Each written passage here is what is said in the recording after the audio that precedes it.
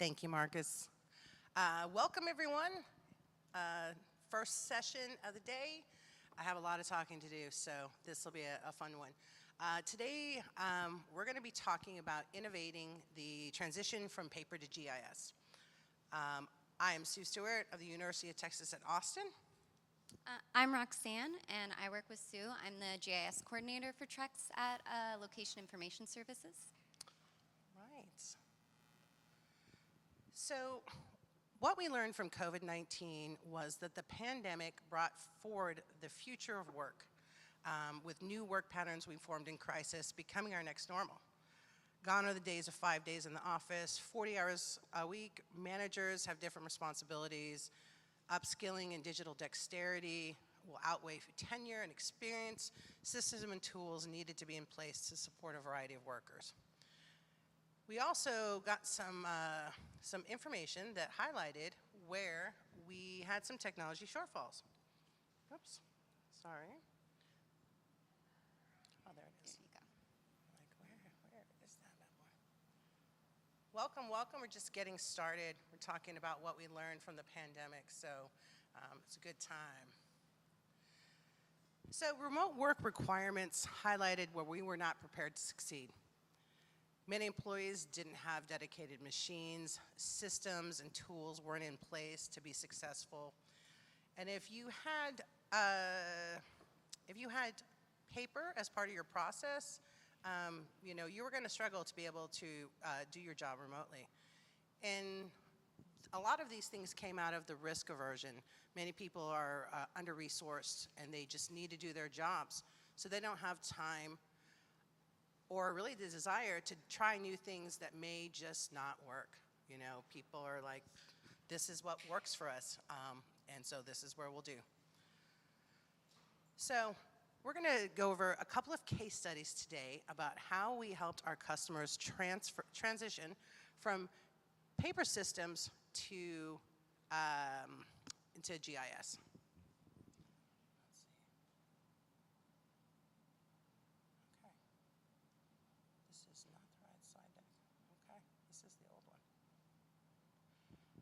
All right, so we're going to go over one case study. Apparently, the slide deck got lost in the ether somewhere, and that's fine. And this is the one that everyone wants to see anyway. So there's a saying that everything is bigger in Texas, so it should come as no surprise that the University of Texas owns a significant amount of real estate. We have about 4,000 acres. Now, let that number sink in. 4,000 acres over 12 counties, as shown in orange. This is where we have property across the state of Texas. This is not the right slide deck. So, why innovate in the first place? Well, right now, all of our documents are in paper form somewhere.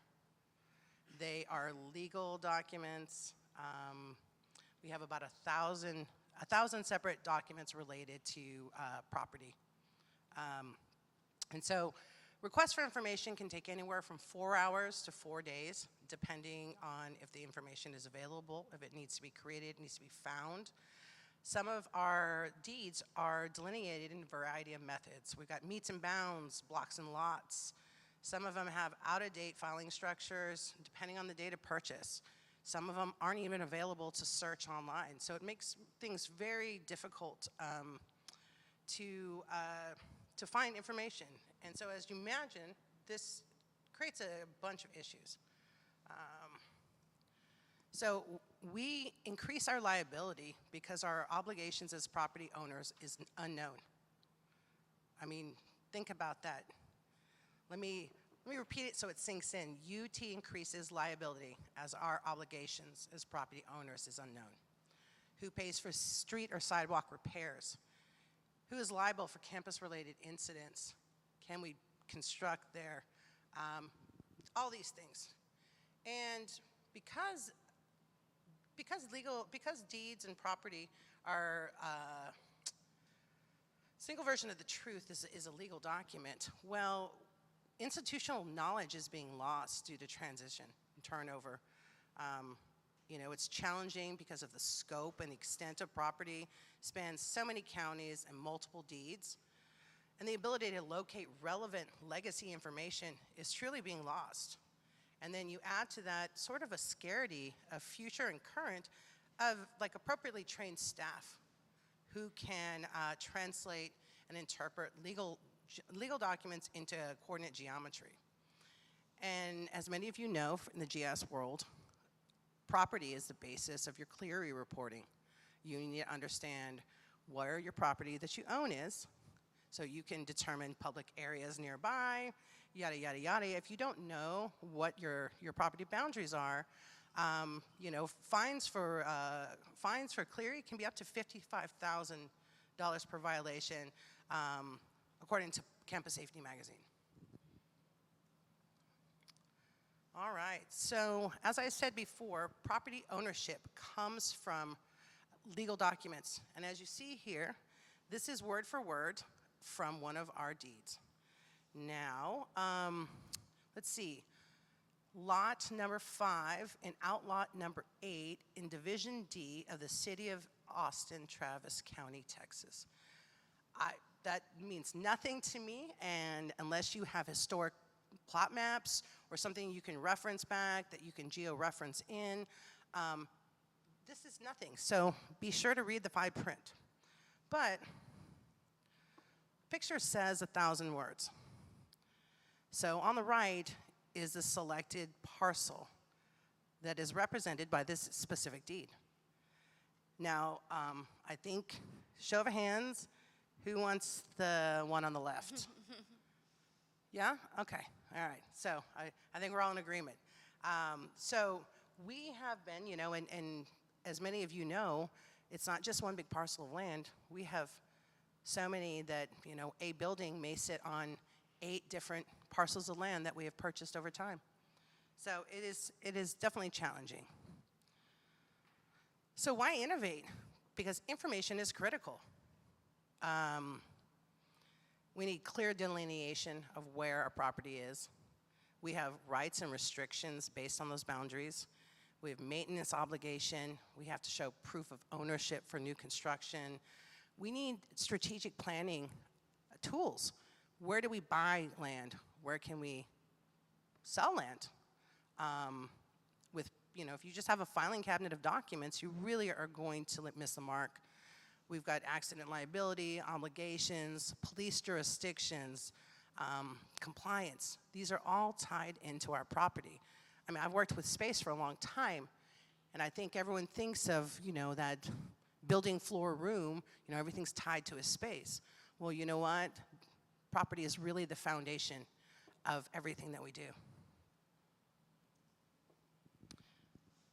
So, what are we planning on doing?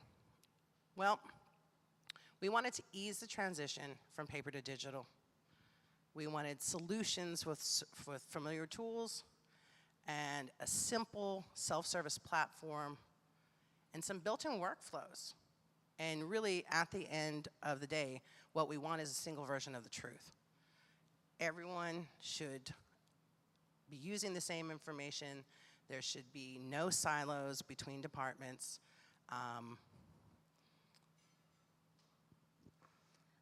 Great. So for our GIS approach, we used basic AGOL applications. And if y'all aren't familiar with AGOL, it's just ArcGIS Online. So if you do have that in your campuses, you can utilize these tools.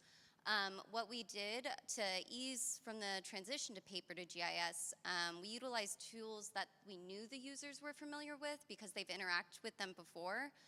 So we didn't use things like ArcPro or other tools that were more data-centric or required a lot of training. So we just wanted to keep it as simple as possible, and we focused on applications that required little to no instruction in order to use, and included tools that are the map, a form, and a dashboard, which are prevalent throughout our university departments. So the first thing we did was create a mapping application on AGOL's web app builder.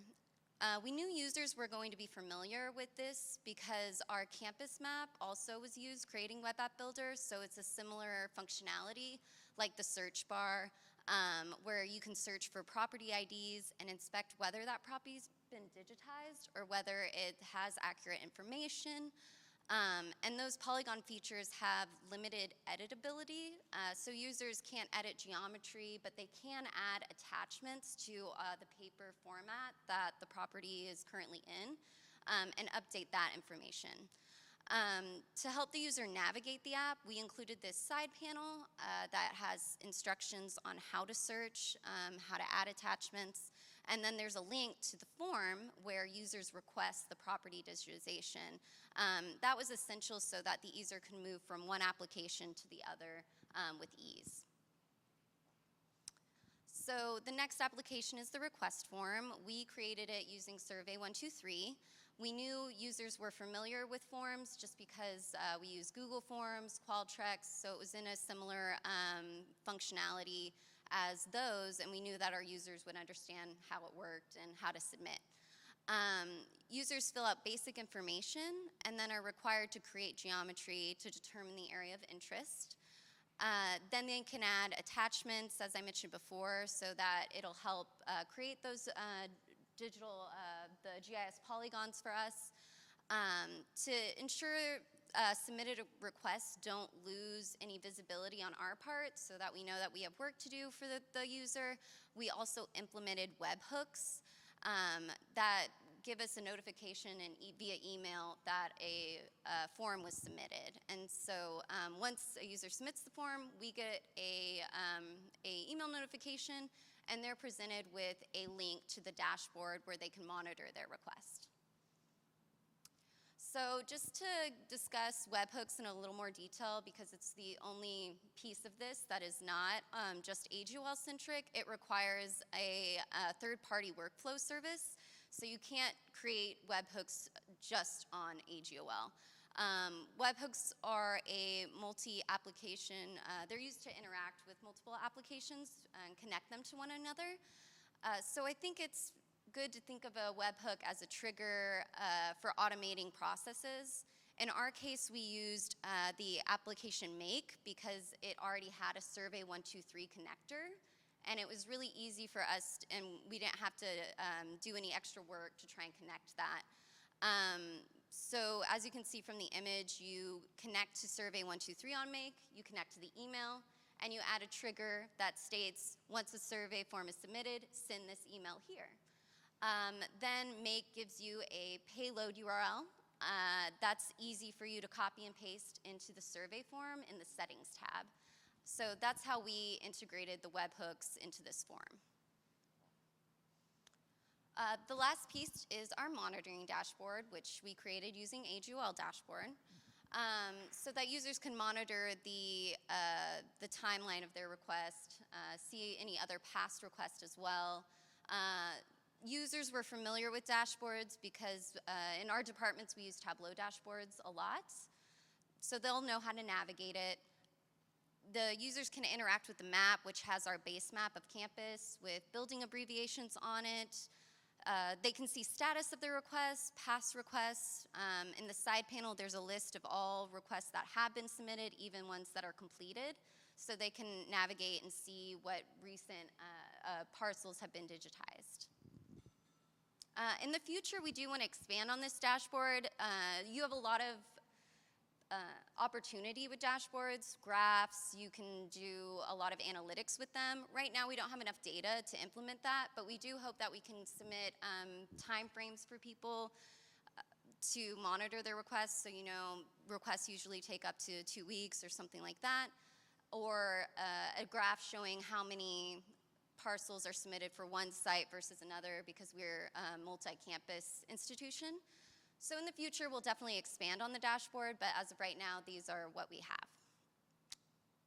I'll do a demo for you guys just to go through the common workflow that a user would submit a request, view our web map, and then also the dashboard. So.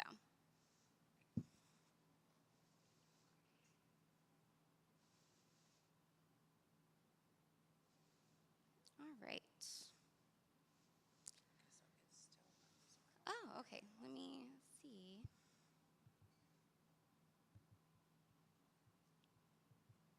Great. Okay, so this is our web mapping application. As I mentioned before, it looks a lot like our campus map, so users should feel a little bit more familiar with it. You click a parcel, can inspect what information it has. I see here it has an attachment, can click it, and it'll open. I also have the opportunity to download it on my own. You can search for a property in the search bar. And this is useful for users who might not be sure where their property is. They don't have a clear indication, but they know the property ID. So if a user wants to edit a parcel, as I mentioned before, it's limited just because we do want to foster the single version of the truth. The user can click the three dots here, edit. But as you can see, they can't edit geometry. They also can't edit these attribute informations, but they can remove and add attachments to keep it more current and up to date. So here, the side panel, as I mentioned, has a walkthrough of how to search for property, how to add attachments, and then this handy-dandy link to the request form. So that was essential for users to use from one application to another. So it's embedded. They don't have to remember the link to the form. They can just access it there. A user would input basic information.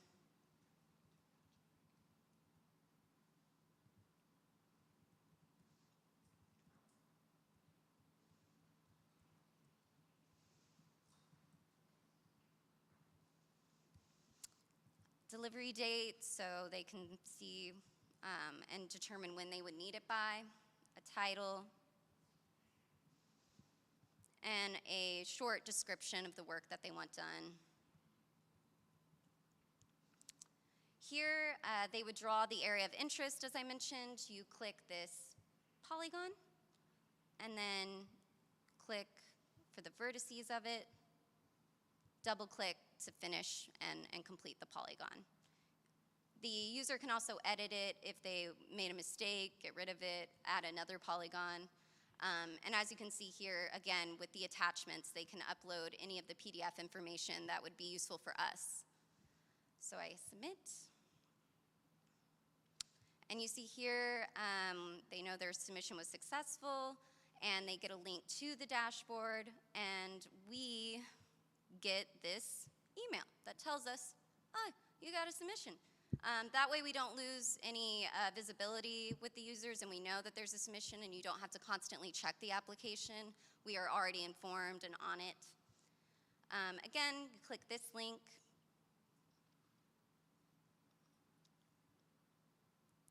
The user can see how many active requests there are, interact with this base map that we constantly update. Here you can see the request numbers that are active, the requests that have been completed. You can also click here on the side panel, and it'll take you right to the property. So you have that attachment. You don't have to figure out what polygon goes to which request. You can simply click, and it'll take you there. And right here, you can also get the attribute information on the request. So that concludes live demo. We just really wanted to focus on the user's ability to navigate from one application to the other with ease. So that's why those links were very important. Using these applications that we knew they were familiar with was important, but thank you. That's good. I'll bring up this again. Don't want to play from beginning. Where do I go?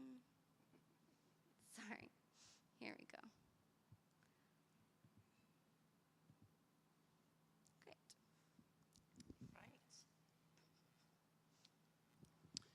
So we're opening Q&A position. I know we are way ahead of schedule on time. I figured you guys might have some questions. So Brad.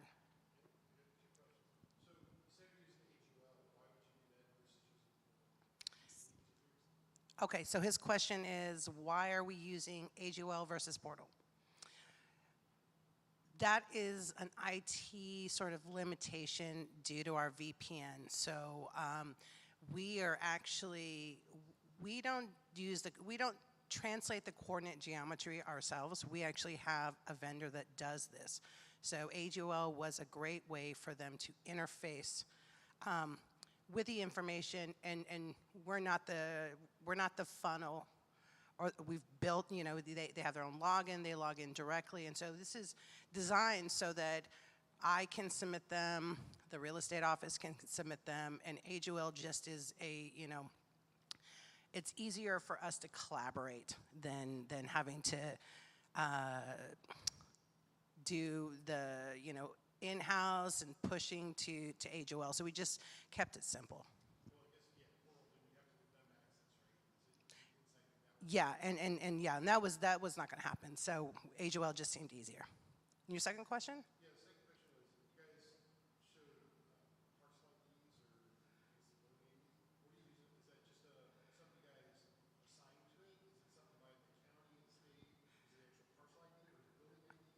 Great.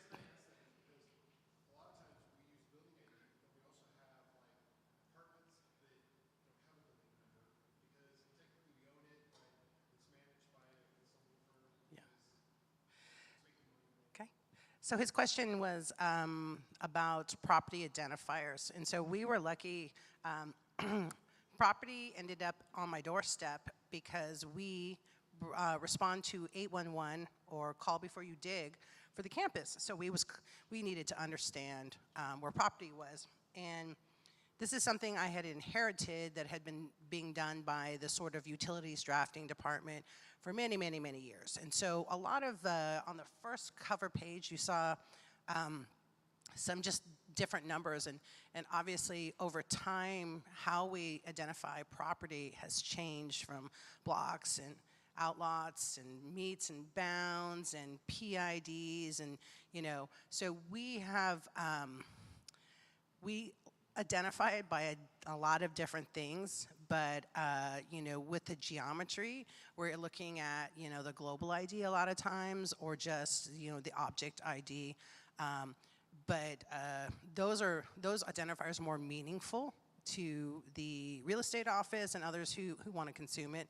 So we took the existing sort of appraisal district information that, and we merged it with these fields that were on these cover sheets and identified the deeds. And so we are not the subject matter experts on property information, but we make their maps. And so, you know, I don't care if the property information is filled out. I mean, I don't say I don't care, but I want the geometry to support, you know, what I need to do. The real estate office really needs to own the maintenance of that. And there's opportunities that we're missing, like, hey, what year did we buy this property? Or how much property did we buy in 1922? Without the data, they can't do analysis on, you know, sort of real estate trends and how the university grew, you know, do some correlations between number of buildings in a year and the property ownership or property increases. So I don't know if that answered your question, but.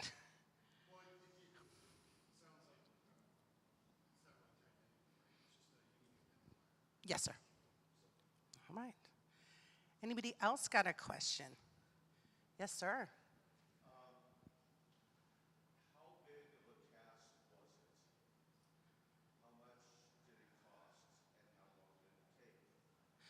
Great question. He asked how big the effort was, how long did it take, and how much did it cost? So, you know, as Brian Baldwin said yesterday, most of us have, you know, Esri user, we have licenses and we have all these things. So the AGOL was part of that, you know, so I'm not going to count that in the cost. It took us a really long time to find a consulting company that would translate property documents. And after scouring ERISA's forums and looking online, I found one place that actually did it, and their price is $25 per piece of geometry. Per piece of geometry. So $25, so it's really inexpensive, and we just put a PO in place, and then they just bill us as they go along. The feature class had existed before. I think it was kind of clumsily put together, in the course of an afternoon.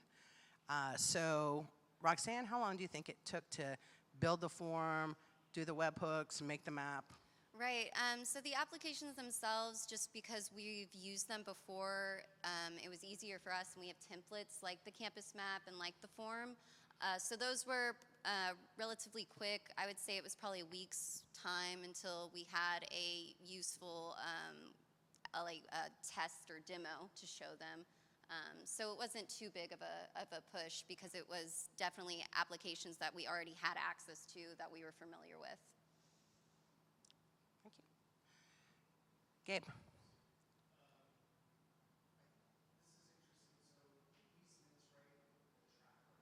Mm-hmm.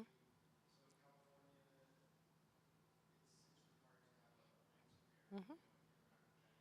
Yeah.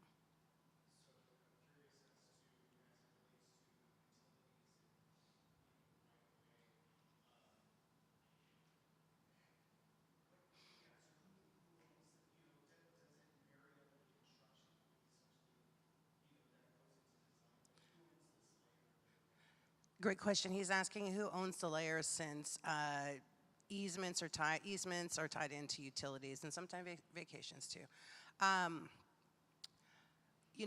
What we don't know about easements on our campus could fill a book, and we are always having construction projects halted because there's a city easement that we weren't aware of, or we find an abandoned pipe in the ground where we don't expect it. But I would say real estate really is supposed to own this. But we're stewards, and we have to use this information for 811. But I don't think that they have fully committed, to owning this information as they should. But we have built this for them. A lot of times it's us who use the tool. Because we just follow the process, because we hope to turn it over to them and go, it's so easy, look. And as you see, the process is so simple. We've got tools that link from one another. There's nothing more frustrating than, where's my form? I don't know. I don't know how to submit this. I'm done. And it just doesn't get done. Oh, well, how do I know it got submitted? Oh, well, it shows it got submitted, and you can go look at it on the dashboard. But that has been really a blind spot for UT leadership, is it's not important until it's important.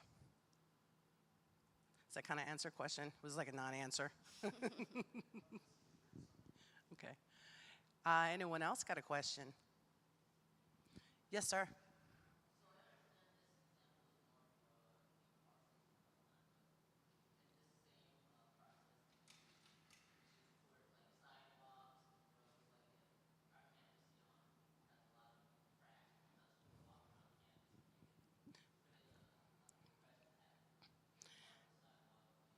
Absolutely, absolutely. Do you want to take this one? Yeah, I think. Do you want to repeat his question?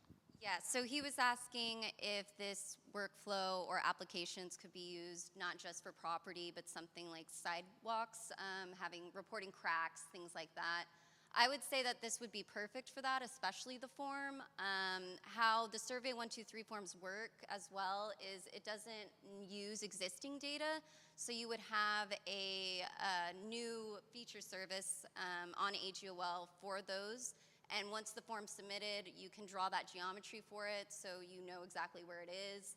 I think the dashboard would also be super useful for that, so that people can monitor all of the requests at once.